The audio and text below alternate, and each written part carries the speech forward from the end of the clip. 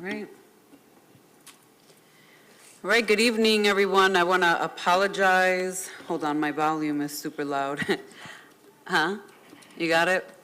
I want to apologize on behalf of the board. We now have to wait we have 4 commissioners in person for quorum before we can officially start a meeting and vote on things like minutes and so forth. And so I just want to apologize today for starting late. It is 5:40. Today is October 18th, and this is the Finance Committee of the Whole. We have no speakers tonight and no comments from the public. And so at this time, I'm going to ask for a motion for the minutes of the August 16th, 2022 Finance Committee of the Whole. Can I get a motion? Motion. Second. All those in favor? Aye. Aye. Online voting is open. Okay, online voting is open. Can you vote? Can you take the vote for us so we can move on to the next piece, please? Yes. Thank you. Okay, up next is the financial resolutions review. We are 1 month ahead of reviewing the draft resolution. So these are the November 2022 resolutions packet. Does anybody have any questions on these upcoming resolutions for next month?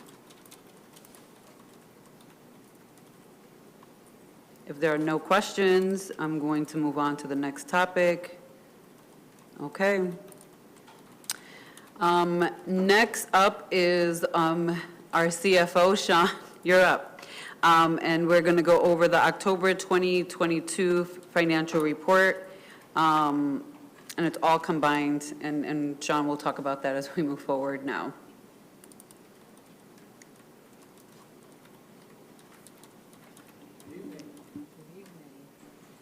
We got to get your mic on. There we go. Good evening. Good. Okay.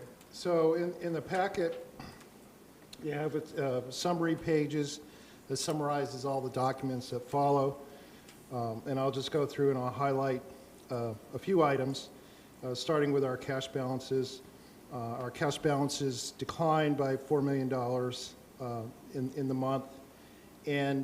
But it's still very healthy, $138 million. But as we go to the next item, cash flow, you'll see that we're going to take some drops here, and part of that is timing of when revenue comes in versus our expenditures, which are pretty consistent week over week, month after month. And you'll see that we don't have much revenue that comes in, slotted to come in October. So we're projecting to decline to about $74 million by the end of October. So that's not anything to get alarmed with. That's how we project it out. And we still, I'll keep on emphasizing each month, our low point for cash flow is the 3rd week in January. And we're projecting to be about $22 million, which is good because that's still very healthy. And then the 4th week in January, the end of January, we're slated to get $115 million of state aid, refills our cash balances, and then we're good for the rest of the fiscal year.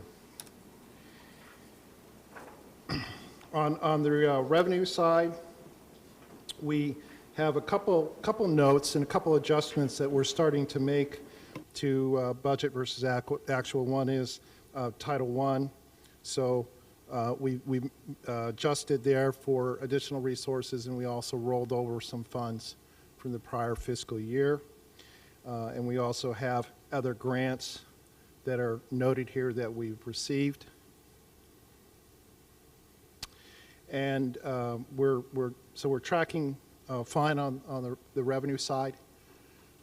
No surprises at this point.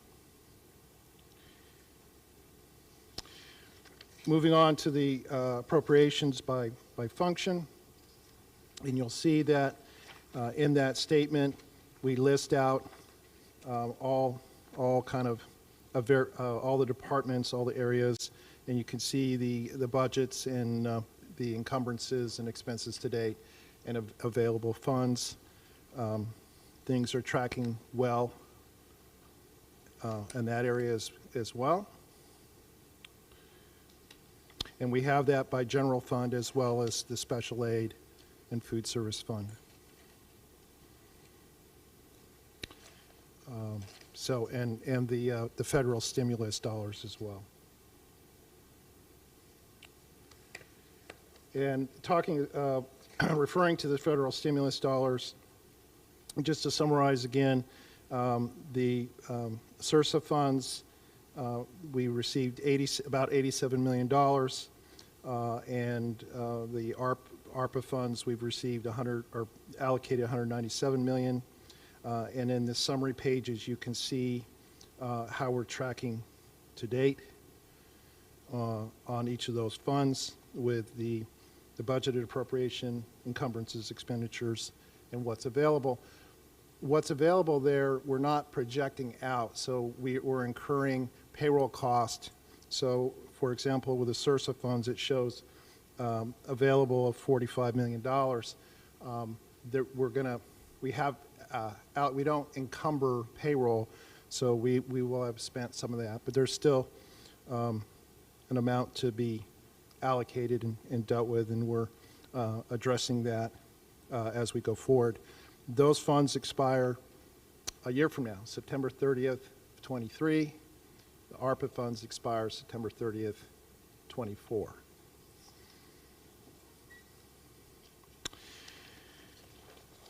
In your package, you also have a listing of all the journal entries that occurred. And, most of these journal entries are, in general, journal entries are self-balancing. You take from one area and you put it into another area at equal amount. What we have in the case of special aid section, you'll see that we have an increase, and that's because we've received grants. We're increasing funding in that area.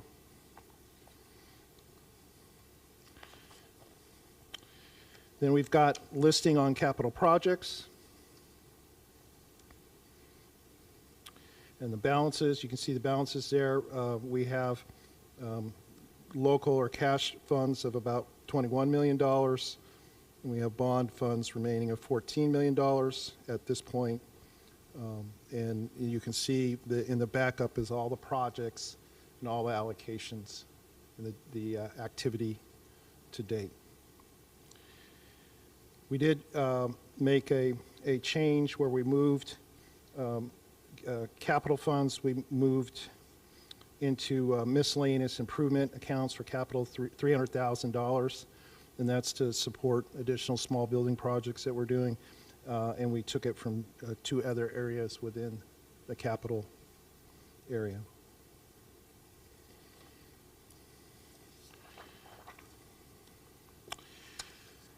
Food service. So food service, the summer revenue came in at $688,000. We actually had budgeted $1 million, which I wasn't here, but when I see a budget of $1 million, I'd say that was a rough estimate, and it was. So we came in less than that. In the packet, there is a schedule of, it's up there, a schedule of the activity. And so what you have is you have the summer revenue, but then on the expense side, you'll see expenses that relate to not only the summer program, but the start of school, so food costs. So I'll clarify, this statement is actually through the end of August, so we were purchasing food for the start of school year, and so those expense shows up. So while it's showing a loss, it takes some time because we're really operating this on a cash basis. So it's kind of hard to track necessarily what we're doing there, but we're early in the year. We are investing the additional resources that the board had approved through the budget process. And then the last page is charter school tuition budget. So this is actually good news in the sense that what we're projecting is tracking to our budget. And I say that because last year our budget, what we budgeted for charter schools tuition was substantially higher than what we realized. So we had a huge budget variance, a positive budget variance. So if you're going to have a budget variance, at least you want it to be positive. But this is we're tracking really close. So that's the good news about tracking. The kind of the bad news is $101 million. So, and you can see on this chart, you can see the actual versus projected. So as of September 1, we had 7,142 students accounted for in charter school tuition, which is a 5.7% increase over the previous year at the same point. And I'll note roughly 24% of public school students in Rochester City currently are in charter school. So that's taking the students we have right now, the charter school students added together. So 24%, or roughly a quarter, of students right now are in charter school.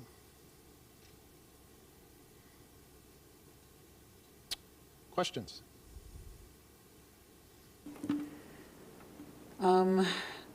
I'll start on the screen. Commissioner Patterson, do you have any questions on Zoom? No questions, thank you. Commissioner Malloy, do you have any questions? None at this time, thank you. Commissioner Simmons? Commissioner Powell, any questions? No? No questions tonight. Excellent. Thank you, Sean. Thank you. I am going to ask at this time for a motion to move the financial report for consideration at the business meeting. Can I get a motion for that? So moved. Can I get a second? Second. All those in favor? Aye. Aye. Online voting is going to populate up? It is open. Okay.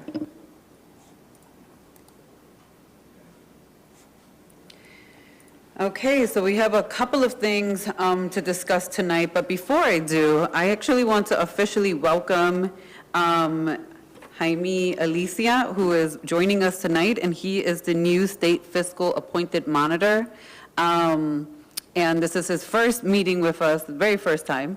And I'm going to turn the mic over if you want to say any few words. He's sitting next to Dr. Jallo, who is remaining as our academic monitor. So for those wondering in the audience, we will now have two monitors. One will be Dr. Jallo. She will oversee her academic plan that she developed, and then the fiscal plan that she developed. Jaime Alicia will be taking it over, but it will still be the same academic and fiscal plan. Is that how that works? If you want to, yeah.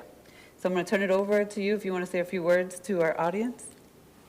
Good evening, everyone, and thank you, Vice President Nicole, for having me.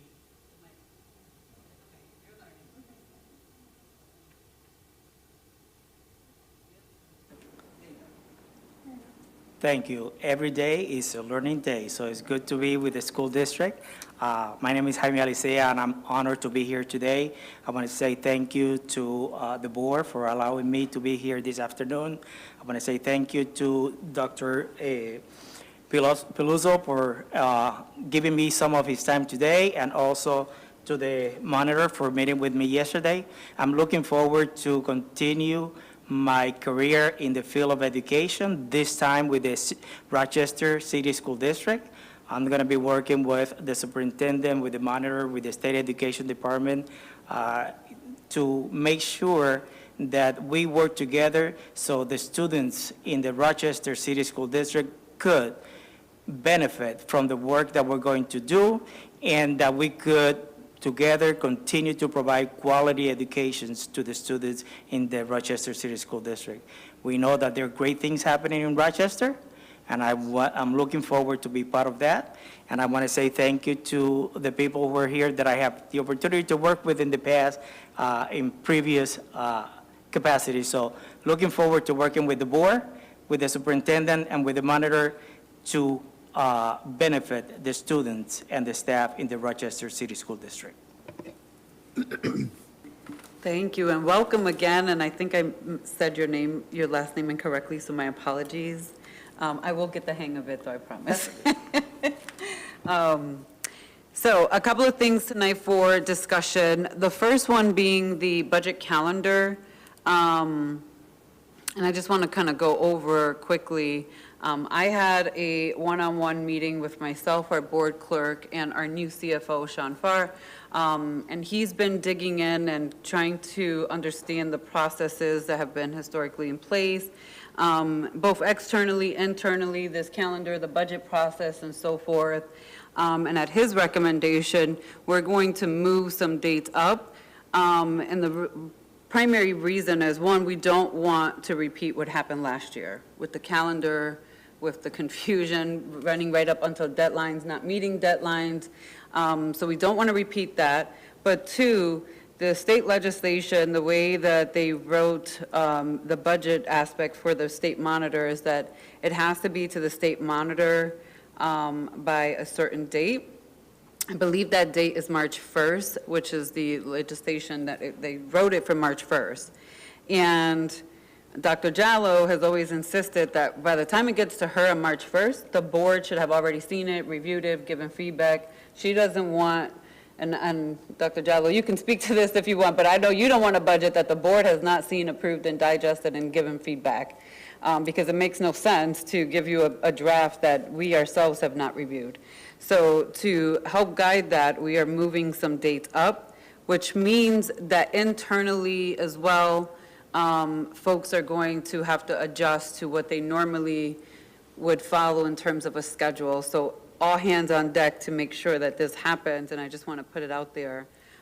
Those dates have been highlighted a little bit, but if you look up, a couple of things. We're going to be looking at a budget presentation as early as December to start having some initial conversations about the budget. Right, Sean? Is that, yep. So December versus having it later on. And the dates are all here. So we're proposing Thursday, December 15th, Budget Builders meet with Preview Finance Committee. Tuesday, December 20th, the budget calendar and the budget development procedures presented for the BOE Review and Finance Committee. And then there'll be a presentation to the board on the 23-24 preliminary budget forecast, budget assumptions, and alignment to the board goals and the state monitor's fiscal plan, and discussion of board priorities conducted in Finance Committee. And on Thursday, December 22nd, 22-23 budget calendar presented for adoption in a business meeting. So let me just say this, especially to those maybe listening later. We recognize and understand that December is a tough month to focus and pay attention on these things because of the holidays. But please understand that we're doing this so that we have more time to be intentional and methodical and correct in how we move forward with this budget process next year. And this just gives us all more time to do that. In February, the district and the East EPO superintendent are going to present the budget to the Board of Education and the preliminary budget and the CIP document. And then February 15th, the annual suspension of the purchasing of materials, supplies, books, and equipment in accordance with the district's fiscal plan. So internally, you should be getting some additional communications from the superintendent, the administration, and his team around what that's going to look like for those internally doing the purchasing. In March, we'll have March 1st, the budget due to the state monitor for her review. We're going to put her and his review at this point, so we'll make the gender adjustments on this calendar so that both of you have copies of it. And that deadline will be in accordance with the state legislation. March 23rd, the state monitor will give a presentation on the 23-24 budget during the March business meeting. And that deadline will also align in accordance with state legislation, which states that it's 45 days from budget adoption. Then we have the round one of questionings from the board to the administration. Those are highlighted in yellow. And in April, provide the deadline to the proposed budget, state monitor's findings, and any budget amendments to the public via the district's website. Also, in accordance with the state legislation, which says 7 days prior to the public hearing. So that's what we have for right now that I kind of wanted to highlight at a high level. We are still waiting from the dates for City Hall. There have been some conversations with City Hall around what their process looks like for us. And nothing has been finalized, but there are some legal conversations also being had around that. As soon as we get more information about any possibilities, I will definitely bring it back to a committee of the whole to have discussions on. Are there any questions on the budget calendar review? Okay, if not, I'm going to ask for a budget calendar approval for the draft that we currently have with the key dates. Can I get a motion? So moved. Second. A second. Commissioner Simmons, thank you.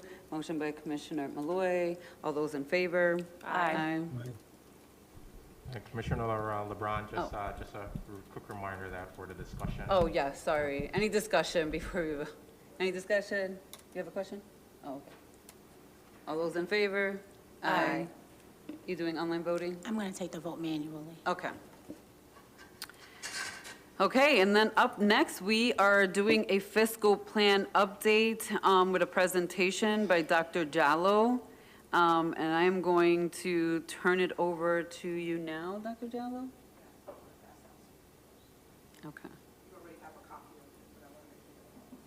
Okay.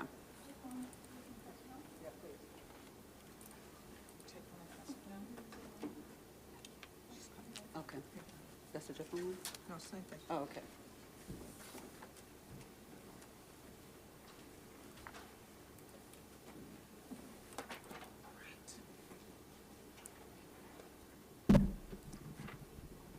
Good evening. Does everybody have a copy? Yes. These copies that I've shared with you are all available on board docs. I just thought it might be easier for you to follow along as I speak to you this evening.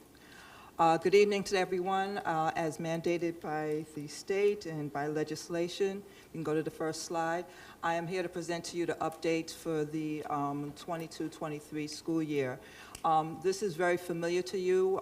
I am here by virtue of Chapter 56 of Laws of 2020, where the commissioner was inclined or mandated to appoint a monitor to Rochester and a few other districts, East Ramapo, Hempstead, Wyandanch as well. With that recommendation, I was appointed May 26, 2020 by then Commissioner Tahoe. Since that assignment as state monitor, I was also afforded the responsibility on the 26th of August, 2021 by Commissioner Rosa to approve the SRSA and ARP spending for the district. Next slide, please. Some of this should be familiar to you. The responsibilities and the duties of the monitor. I serve as an ex officio member of the board. I assist the board with adopting a conflict of interest. I think that's one of the first things we did, I think within the first month or two of my coming here. Work with the board to develop an academic and a financial plan. We have certainly done that, and this is representing one of those times when we update the financial plan. This year, unlike past years, we decided to split them out, I think in the interest of time. So tonight we are only updating, I'm talking to you about the updates to the financial plan. And also making sure that you have a balanced budget, which many before me have talked about how that was a challenge in the past year. But this year we're expecting better things. With that being said, the responsibilities also include semi-annual plans, quarter reports, assist with conflicts that may arise between the superintendent and the board. And as you can, I won't read all of it to you. These are things that you're familiar with, the type of work that I have been doing as your monitor since coming here in the 2020. Next slide, please. The financial plan is broken up into actually six tables. The first table, Table 4, the recommendations fall under the heading of General Fiscal Practices. Table 5, Governance, Programmatic,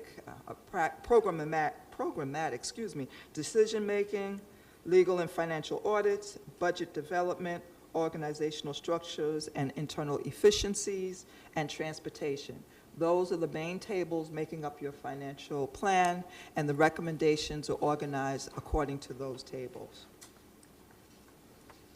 In updating the plan falls into, the recommendations fall into four basic categories. Either it was current, it was modified, it was removed, or it was brand new. If it was current, the general understanding is that that is still a live recommendation, still needs to be done, or either it was already there and has not been completed or started. So those are current, that means I haven't touched it, no changing of the words, no changing of the intent, the recommendation stands. Then there were 12 recommendations that were modified. Most of the modifications represented a change in the date or updating a particular recommendation to reflect what's going on in the district now. And then 15 were removed. They were removed once again because times have changed, or because they were completed, or because they've been satisfied in totality. And then finally, in the financial plan, there were 7 new recommendations that were included in this update. Starting with Table 4, General and Fiscal Practices, you'll see here that these 3 slides are new, mostly new. Effective immediately include transparent, explanations for activities listed in resolutions for extra pay. You see many, many resolutions come to you for extra pay, and I wonder, sitting with you, if you understand what that extra pay is for. I have yet to see the results of the extra pay, outcomes for extra pay, and maybe you're not ready for that level of scrutiny, but I think on the front end, when you see these resolutions for action, that you have very clear understanding of what that extra pay is actually for. So that's a new recommendation. The other one is to shorten, effective December 22, shorten while maintaining integrity and increasing accountability, the resolutions development process. Felt this was an important new one because not only because you have ARP and SRSA, your resolution process takes almost 2 months. That means that person has to plan maybe 3 months ahead to think of something to get it to you in 2 months and so forth and so on. So just finding some ways to shorten that process. I have some ideas around how that could happen, but that's not my job at this point. My point at this time is to make the recommendation that it needs to be shortened. I don't think it needs to be 2 months. But I still want to make sure that the integrity of the process, because I do think you have a good process, I just think it needs to be shortened. Leverage state and federal funding to create a comprehensive investment strategy based on equity and need to support schools beginning next school year. It's very important that as you look to develop your budget, those are local aid funds that we're talking about. I think you also have to, at the same time or in concert, look at your Title I, II, III, IV, those other fundings that you have available to you to see what kind of resources you want to give to each of your schools moving forward, rather than having them operate as separate entities and separate sides of the district. That you bring those funding sources all together as one and take a comprehensive look at how you want to spend your money on your schools and your students. So there were 3 new ones, as you can see, for Table 4. 3 were removed, 3 were modified, and 12 were current. I'm not going to go through each and every one because you have the chart before you that tells you, and I tried to give a short explanation as to why it was new, why it was removed, and why it was modified, or why it was modified. Table 5, which is governance and programmatic decision-making, there were no new ones there, and there were 5 removed. And there were 3 modified, but I want to bring your attention, I know it's hard to see, but the first one really calls for a recommendation that came out of the audit that you received last year from finances. That is a simple cut and paste and transfer to make sure that those audit findings are not forgotten and are included in the finances and the financial operations of the district. Looking at where all your revenue sources come from, similar to what I said in the previous recommendation about where all your state revenue comes from, where all your local revenue, so you're very clear where all your revenue streams come from, and that you can compare them and use them to make some of the decisions that you're going to be forced to make within the next couple of weeks. The next one, for each revenue source, identify, develop a database or other repository which documents the following. Same thing, this is an audit finding that sometimes we may have overlooked, or in the hustle and bustle of change of leadership, we may have forgotten to pay attention to, but this is very important. This will help solidify and build up your ability to build a strong budget for the district. Designate specific individual responsible for each revenue source, straight out of the audit. I think that this, too, will help with your budget development process, as well as understanding the finances that are part and parcel of this district. Table 6, legal and financial audits. As you can see, there were 2 that were current, 1 that was modified, and 2 that were removed. The items were removed because they were completed. They're done. These 2 items that I have on this particular slide were removed. They're removed from the plan because we do have a negotiation team, at the team of HR, the chief of finance, chief of information management and technology. We all do get together presently and talk about collective bargaining and talk about different strategies and options that the district should think about using as they work with the various unions. So these 2 I put on this particular slide to show you that these are type of things that would have been removed and have been removed. Table 7. It's another example you may see on your document for a kind of a code. When it's highlighted in yellow, that means it was removed. And if it's bolded, that means that's new language that was put in to replace it. So you see here, this one had 2 that were modified, and I just wanted to give you an example of the 2 that were modified. And the simple modification was, it was not done by the date that was there in yellow, so it decided to extend the time to give the district more time to complete those things. Okay.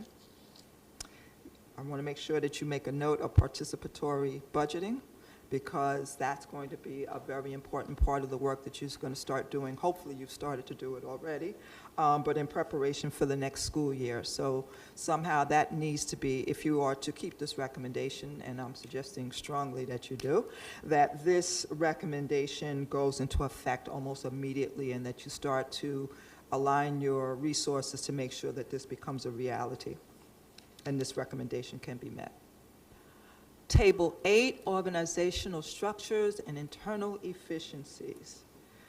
This particular table had 6 that remain the same, untouched. Either they weren't done yet, or they're still ongoing and still need the attention of the district. 1 was modified, and 2 were removed, and 4 were new. And I know the font is small there, but the first one speaks to different stakeholders within the district working together to come up with a calendar for creating master schedules in your schools, in your secondary schools.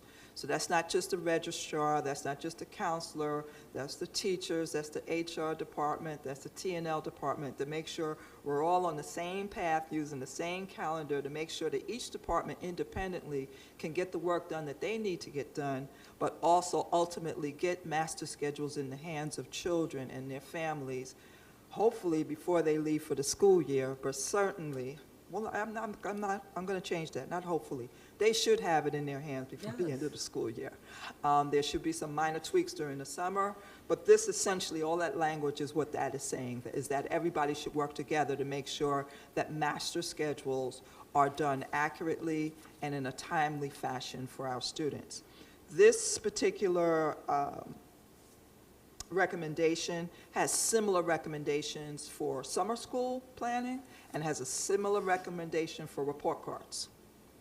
Report cards are not done in isolation. They involve many, many departments in this district in order for those to be produced, be accurate, and are ready for distribution to families in a timely fashion. But it requires many hands on deck to make sure that that happens.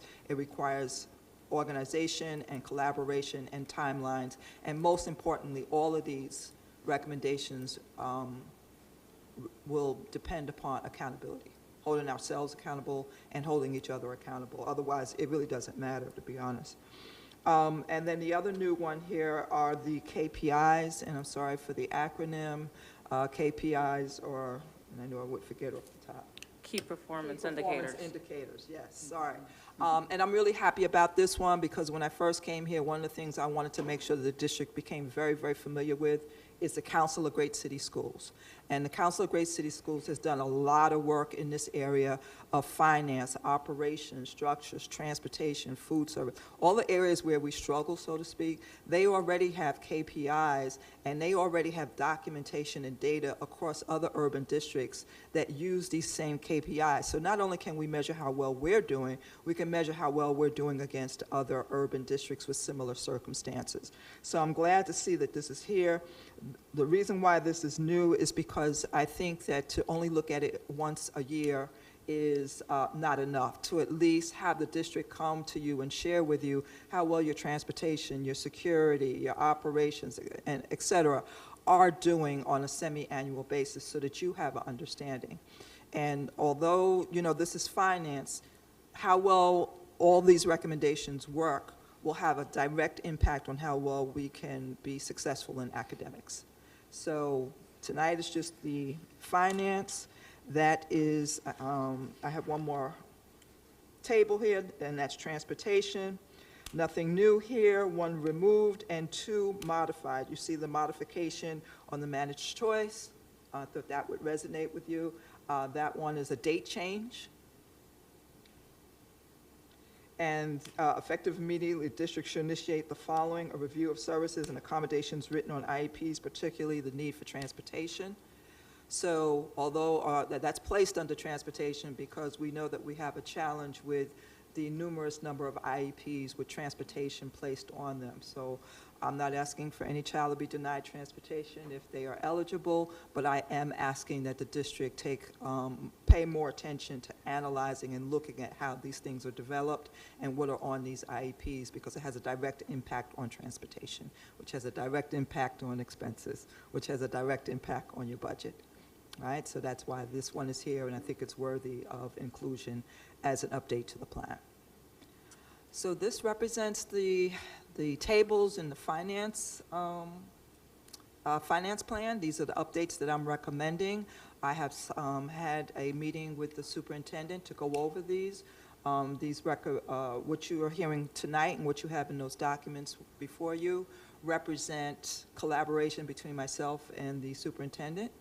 We are still looking for any other feedback about anything you want to be new, anything you think should be modified, removed, or should remain current. Well, if it's current, right? So we have maybe another week or two for that kind of input, but this is where we stand tonight as it relates to a financial update. Questions? Yes. Commissioner Malloy. Thank you. It's more, I don't know if it's exactly a question, but from Table 8, just organizational structures and internal efficiencies, regarding the master schedules, there are so many layers involved in that, and I'm wondering if it would be helpful for the board to have someone from administration perhaps walk us through the step-by-step process for how a master schedule is developed for schools. I know, like, in my district, it's so much smaller. We're doing this at the building level. We have registrars here who are involved in the implementation of this and planning of this. And they do multiple schools at one time, so I think it would be helpful to just see all the various steps involved in this. Don't hesitate in asking that, because I've been doing master scheduling for 30 years, and every place is different, right? And I just had to really sit down with the registrars for a day, for most of the day, and then follow up and ask more questions to really understand the process and how it differs from school to school to school. And so I think there would be some benefit there, because that is usually an area that very few people are familiar with, but it's also an area that has a huge, maybe underscore, huge impact on your budget. Right. Right? So how you schedule determines how many staff members you need, determines which students are going to get which courses. It just determines so many things. And I think, not that you're going to sit down and start scheduling buildings, but I think to have some sense of, first it starts with the child expressing that they want to take a particular course, or they want to go to a particular school, and then it goes from there to course requests. And, I think some kind of cursory understanding of the process, and more importantly for your understanding, a better understanding of the different people who can make or break that master schedule, I think is important to have a sense of understanding around. I do. Thank you. I just want to, I'm going to call on Commissioner Simmons next because she had her hand. But I just wanted to point out that it's my understanding that we only have actually 11 registrars, and that's primarily because over the years, previous school boards did cut those positions, not understanding the vital, important work that they were doing. And I think that that is an issue ongoing in this district, that we hear a title and we don't fully understand the function, then we minimize based on lack of knowledge, just on a title. And we're like, yeah, we can cut those individuals, but then there's some real harm and impact that happens. And I do not agree that 11 registrars should be taking care of the 25,000 student schedules that they have, to be responsible for. I think that's excessive. But the other piece is myself and Dr. Miller have been talking about highlighting different roles in the district as part of the human resources. So maybe like as we move forward, having different titles and positions that do these works that are really people behind this, way behind the scenes, right? But so critical to the work that they do, and bringing them and their groups before the board as part of human resources to spotlight the work that they do, have a better understanding of all of the positions and titles we have in the district. So that is something we're hoping to kick off at the next human resources, is spotlight. Registrars are on my list because, as you know, we've had these conversations. I do not support that we only have 11, and I would love to figure out how do we incorporate more registrars so that they have the supports that they need. And some of the questions that have come up, even for this group, is like, how are they working 24, 30 hours? They're working like double, triple schedules to make this happen because there's only 11 people for all these individuals. I want to add to that. I agree with you, and I want to add on to that. Their jobs, whether it is 11 or 1,100 of them, will be much easier if more people understand scheduling. If a principal understands how to schedule their building, they control their building. If they don't understand how to schedule their building, they're privy to. They're privy to so many other people. So the more people at the school level and in TNL who truly understand master scheduling and how their decisions impact master scheduling will make any number of registrars' job easier, because they can have those conversations and make those decisions and have those discussions with somebody who has a cursory understanding that if I move this teacher or change that class or shift this period, how it impacts the rest of the schedule, because in scheduling, every decision impacts another part of the schedule. So I do think that they do need more people, but I do also think that more people need to understand how to schedule their building. So, Commissioner Simmons? Yes, to your point, Dr. Jallo, I really enjoy the KPI, that's my language, the key performance indicators. And I love the idea because they drive performance on several areas. Oftentimes when people hear performance indicators, they think of performance outcomes just as a personal employee. But that is really going to drive accountability on all ends, to the points that you were making. And so I'm happy to hear you say that, because it does force you when you have KPIs and you focus your work around those, to look at structural issues that are getting in the way, and it allows you to identify those shortcomings that we as a district can bring attention to. So I'm excited about that. I did have a question around one of the recommendations on Table 9, where you express effective immediately, the district should initiate the following. Number one, review the services and accommodations written on IEPs, particularly the need for transportation. And so I wanted to, I don't know if you can answer that right now, but are you seeing some evaluations that are inaccurate information, or they're timed out evaluations, like they're not being updated as they should be? No, this is based solely on the fact that you have a disproportionate high number of children with IEPs with transportation. No, that makes perfect sense. I just wanted to make sure. Simply that, and that's why I'm asking, let's look at this a little deeper. Why so many, why such a disproportionate high number? What is happening here that's different from other places? What is going on? And we can't quite answer what's going on, but it starts with who's writing the IEPs and what's going on there. So I'm just suggesting that it be further reviewed. Thank you. Any other questions? All right, thank you, Dr. you. Jallo, for the report, the updates, and also the paper written copy. Thank you. Serious. It's a lot to print from home, so I appreciate it. Up next, we have two more things to really discuss, and then we'll be wrapping up the meeting. But I'm going to, Carrie, if you don't mind, give me one quick second. I'm just going to talk about this, touch base, and then you'll present, and we can wrap up for the night. So thank you. So Carrie Pecor is here from the grant office. She's going to be giving us a grant summary and forecast and giving us some data as required through one of our policies as well. But I just wanted to talk about budget priorities very quickly. Because we're moving the calendar and dates up and we're hoping to have like an early prediction overview, a couple of things. One, as you know, we kind of struggle with the budget book a little bit as well. So I want to throw that in there as well. That myself and our new CFO, Sean, and Jaime, you're welcome to join us too. We're going to have a meeting for 2 hours to talk about what the budget book potentially moving forward will look like, and we're going to pull up and narrow it down to 3 different districts that have budget books that we would want to emulate and replicate here locally. And we're going to be doing some surveys and some focus groups and outreach so that we can get input from parents and students, staff members, city council members, school board members, so that we can narrow it down with data and choice to the best potential like budget that we can emulate. And so it will look different next year, but we're hoping to have a comprehensive process to narrow it down.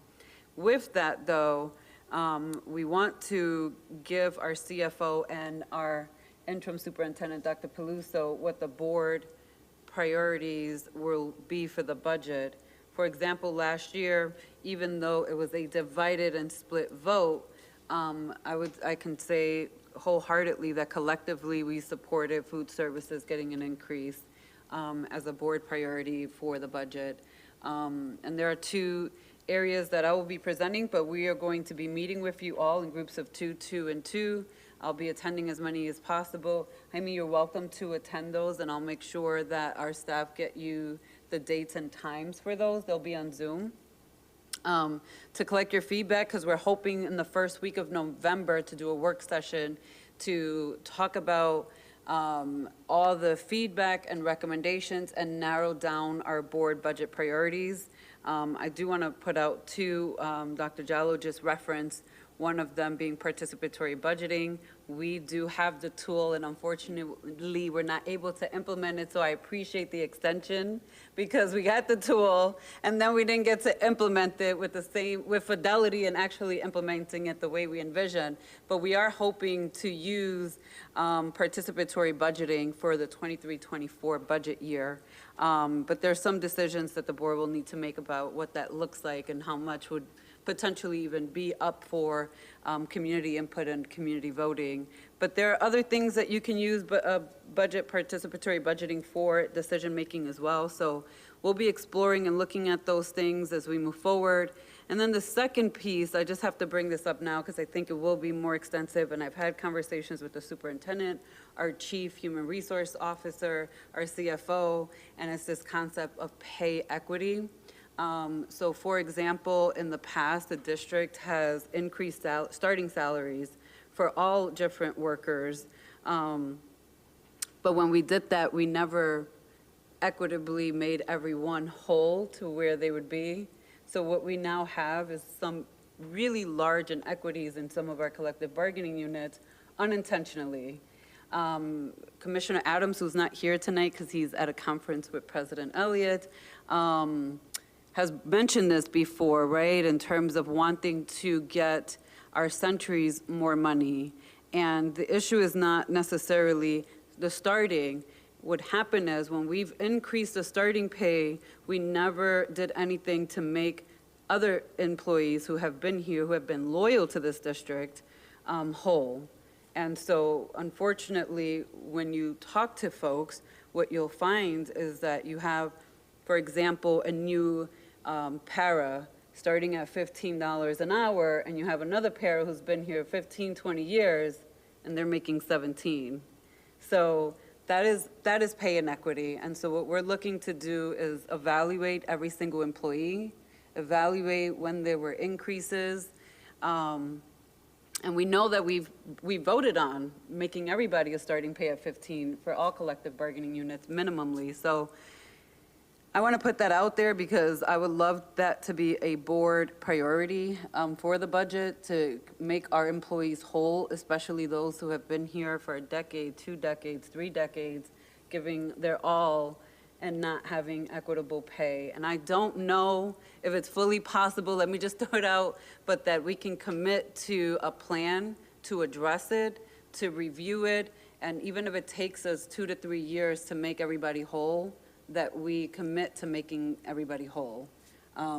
Because unfortunately, we just never did, we just never created an equitable opportunity for our folks who have been here. So I don't know if anybody wants to add to that at this very moment. On Nope, record, you can. I'm definitely with you. We had the benefit, myself and Commissioner Adams, yourself and President Elliott spoke with SSOs and paras, and we've been in the fight. So I definitely agree and have been hearing those same sentiments and back that up 100%. Thank you, Vice Thank President. you.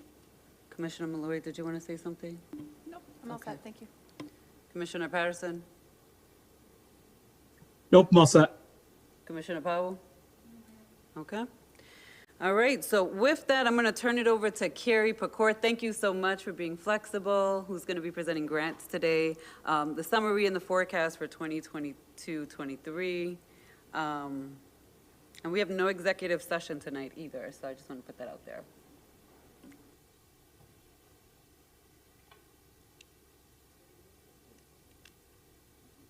Yeah, needs adjustment. Well, maybe I should be on my tiptoes. Thank you. Good evening, Commissioners.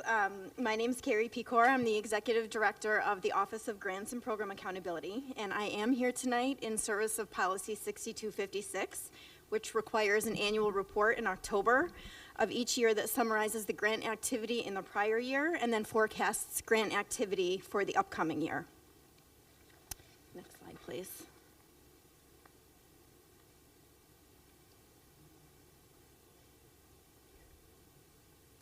He was going to click for me. Oop.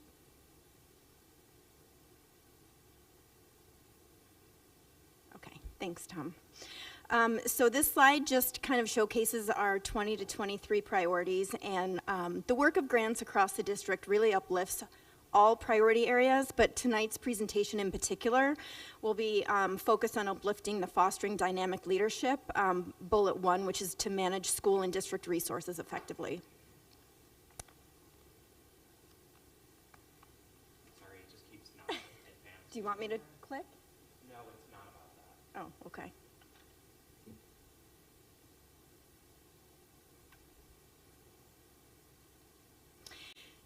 Okay, so this slide just kind of organizes the presentation structure tonight. So we'll start with a look back on grants from 21-22. We'll take a look at some KPIs that we've actually used this year to assess our effective administration of grants year over year. We now have 2 years of data. We'll take a look at the grant forecast for grants for this upcoming school year, the one that we're in, so 22-23. And then we'll take a look at new grants that have been awarded to the district since July 1st of 2022. I do just want to make a point of clarification tonight. This report excludes the stimulus funds, so it does not include figures that reflect our ARP or SRSA allocations.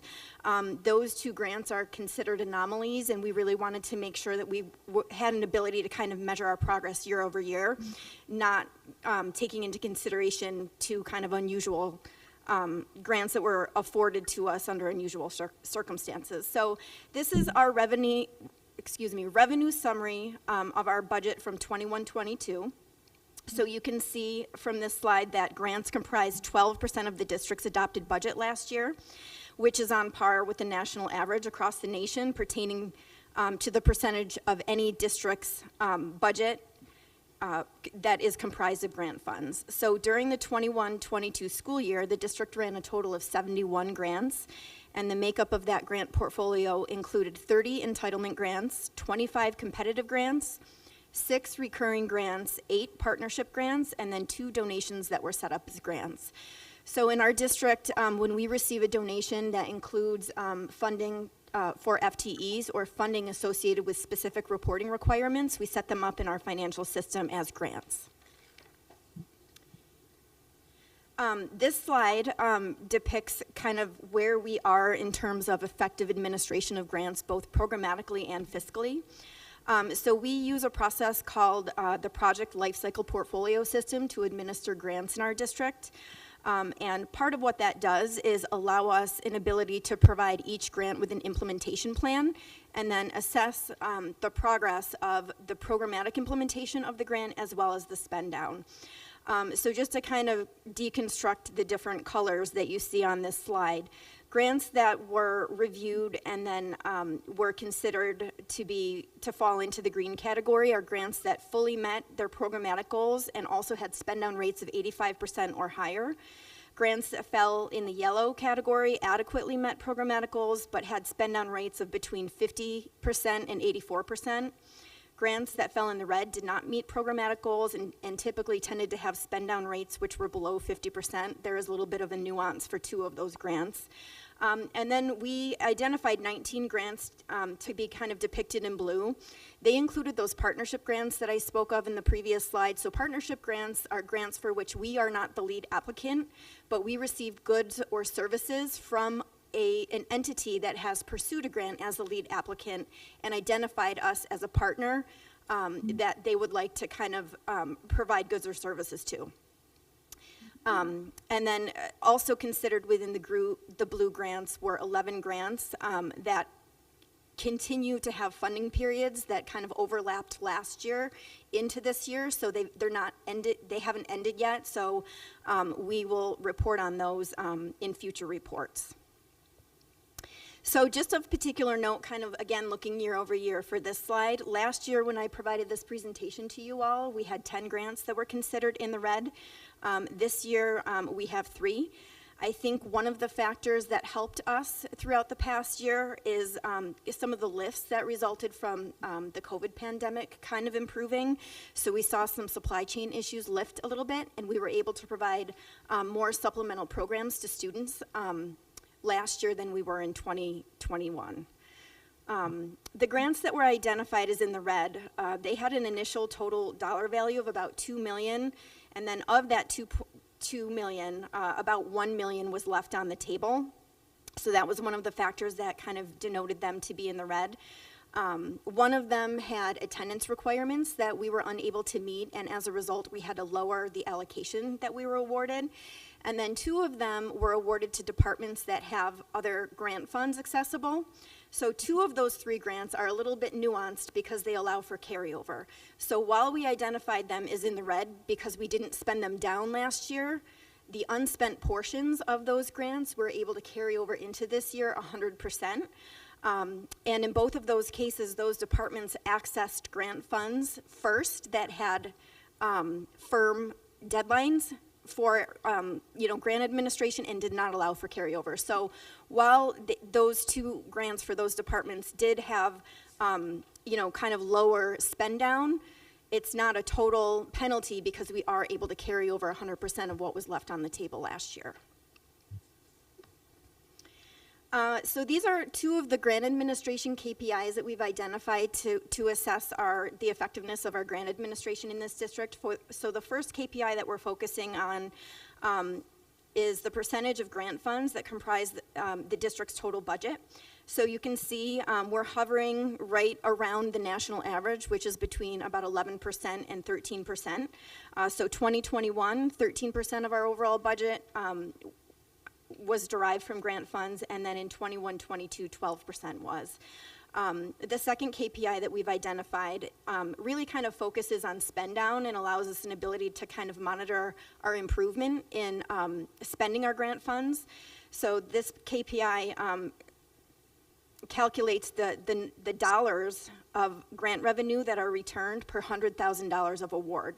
So you can see in 2021, we returned on average about $18,000 per $100,000 of grant revenue that we were awarded. And then last year, we returned less than that, about $11,981.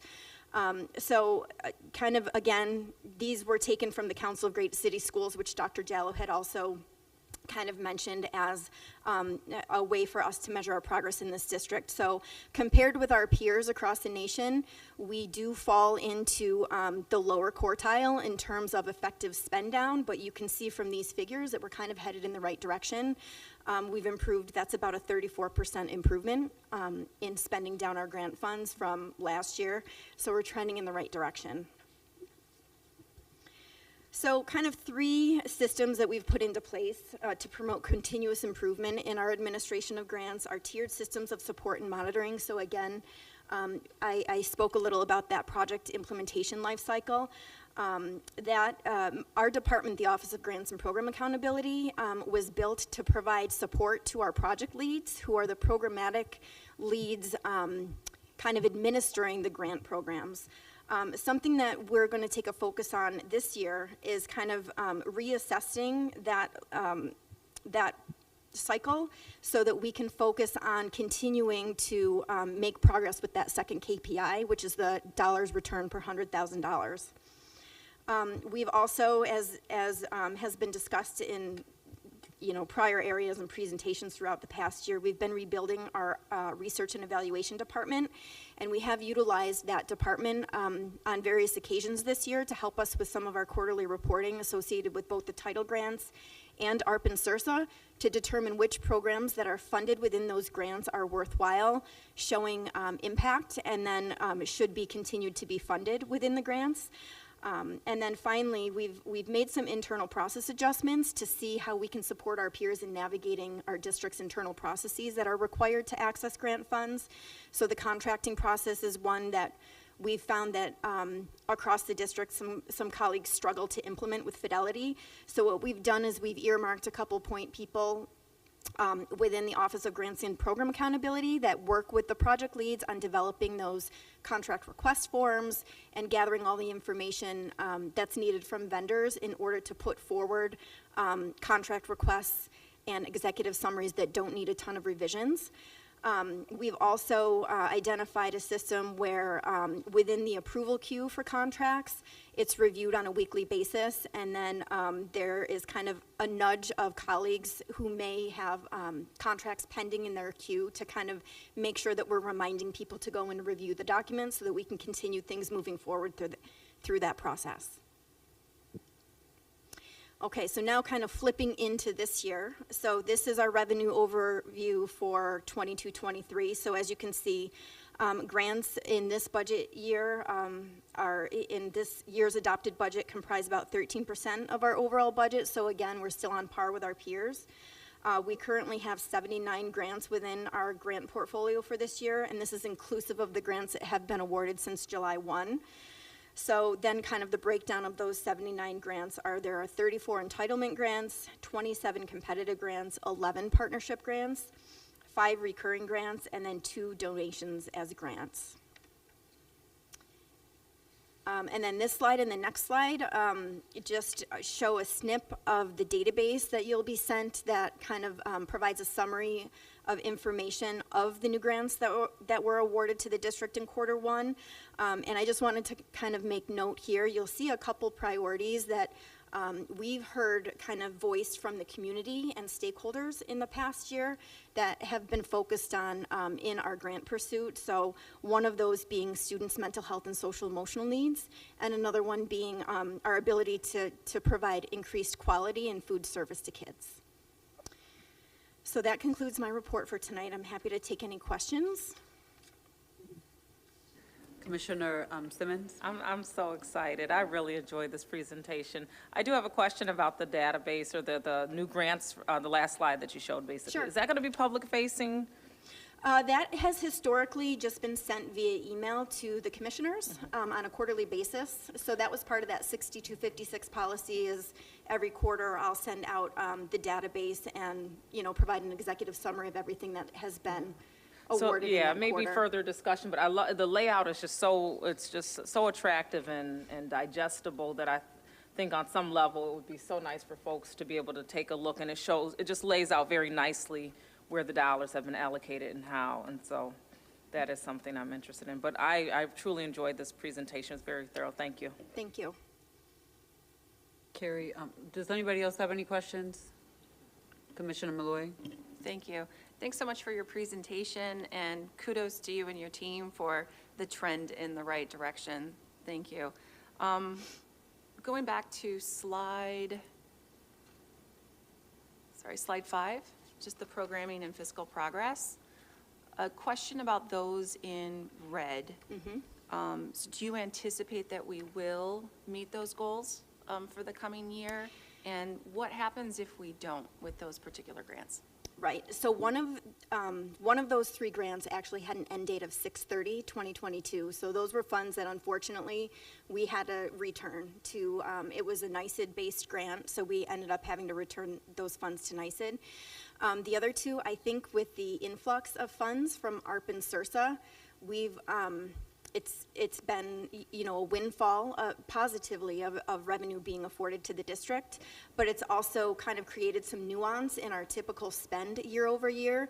The 2 remaining grants had spend on rates lower than what we've seen in any other given year, and those 2 departments do have larger buckets of both SRSA and ARP dollars associated with them, and because we're really trying to make sure that we're maximizing those dollars, the spend on the 2 other grants wasn't as positive as we've seen in the past. So I do anticipate that we will probably get back on track with some of that once SRSA and ARP ends.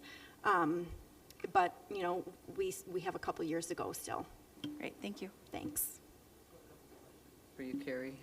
One, I just want to understand how project leads are actually determined, and I'll give you an example. The Farm to School program, I don't think I would have ever aligned that with Director of CTE, perhaps in partnership, but in other school districts, that actually falls under food services.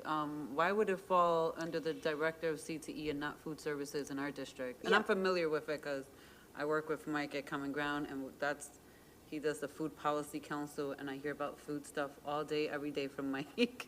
Yeah. My own Mike, not this Mike. Mike's looking at me like, oh, not you, Mike, my Mike from my job. But go ahead. Yeah, that's a great question. So when we originally set out to kind of consider whether or not we were going to pursue that grant, we did have food service, and we have the Director of CTE. Representation from my department, representation from teaching and learning, all at the table. And what we do before we decide to pursue any grant is a process called the grant feasibility analysis, where we kind of unpack the grant RFP, we determine if it aligns with our district's priorities and goals, and then we kind of discuss some other things, whether or not we have the capacity internally to apply for the grant, whether a project lead or a school has the capacity to implement the grant with fidelity, all of those types of things. So when we started out the discussion, it was kind of done in collaboration between food service and CTE. And Sheldon Cox, the Director of Food Service, had a couple good ideas for programs that had already started across the district at certain schools where the funding could be used to bolster those programs. And I think one of them was actually highlighted in the Democrat and Chronicle a couple weeks ago, School 17. So the reason that Sheldon, or the Director of CTE, was identified as the project lead is because the majority of the budget went to fund programs that he would be responsible for kind of integrating and working with principals to kind of launch and then administer and get off the ground. So Food services is still part of it. Yes. They're just not the lead. that's Okay. right. They're still involved, but since the programs to be funded were primarily kind of connected through the Director of CTE, he was determined to be the project lead on that. Okay, and then my other question is, I'm surprised that the fire initiative got funding from ESL Foundation, so shout out to ESL, but, what does that look like besides men showing up with T-shirts? So that was something that was awarded in full just over the summer here. There was a proposal that was developed by Kelly Briggs and her team up in the, I think it's called the Executive Strategic Partnerships Department. That's her title. I'm not sure if that's the title of her department. But there is a whole kind of budget plan arranged. I don't know it off the top of my head. I can send it to you. Yeah, can we, as well actually, as can the you send it goals to all the commissioners so Sure. that we're familiar? Because up until this point, and it's not to minimize their efforts, I just want to put that out there because initially it was like, we're going to get dads from the community to show up and be present in schools and just be there as like an allyship to the student. And we need that too, but I'm just curious as to Yep. whether that would require additional funding and what that's going to look like and what the outcomes are that we're expected to. And ESL is a strong partner for us, so I definitely want to make sure that we stay within a good partnership. And then my last question is just, we got ARPA money from the county for enhanced access to behavioral health, and then the partner is URMC, and I'm just curious to where the behavioral health people are, because this has come up multiple times, and I know we talk about this all the time. And I say we in this community, we talk about mental health being like a guru solution for many of these issues, but the reality is there's no providers out here, and it's still a 4 to 6 month minimum wait list to access mental health services. So could we get a copy of what that looked like Sure. too? And So that was one of those partnership grants where the U of R was the lead applicant to Monroe County. So it was awarded to the U of R to provide services throughout the district. There are, I want to say, 4 or 5 schools that were earmarked to receive those services. But I can work with Aaron Groutman to get the exact locations and the details of that for you, sure. yes, please, I would like to see what that looks like. All right, and I have no other additional questions. Oh, Commissioner Powell has a question for you. Yeah, it's a follow-up on a question that was asked at the other end of the dais. You answered that one of the grants had, the money had to be returned. So this is kind of a semantic question. The state didn't actually give us the grant money in advance, did it? No. So when you say return, you just mean we forfeited our access to it? Correct. Thank you. Yes. It's a semantic question, but when you said returned, I'm like, I'm Yep. not sure how that works. So the grants in our district, they're administered on a reimbursement basis. Right. So we have to kind of collect the charges, charge against the grant, and then submit documents to request reimbursement from whatever the funder is who's issued us the award. Yeah. That's more what I expected to hear, so just as long as we all understand each other. Thank you. Okay. Thank you, All Carrie right, thank you. Pecor. Have a I good think night. that's it. And that concludes tonight's finance meeting. There is, like I said earlier, no executive session, so can I get a motion? There is a board poll if you want to take it, but can I get a motion to close out the? Motion. Second. All those, any comment or questions? I do have a comment. Oh, go ahead. This Commissioner might be Moore. our fastest meeting in a very long time, so kudos. Thank you. I don't know if you were here though before. We had a 30-minute meeting. I just want you to know. We had a 30-minute meeting? We I had a did not 30-minute recall. meeting, and we got out so early. All those in favor, let me just take the vote. Aye. Aye. All right, so yeah, we had a 30-minute meeting, and Carmine and President Elliott came to School 15 for open house with me for Sophia. So thank you all for that as well. Have a good night, everyone.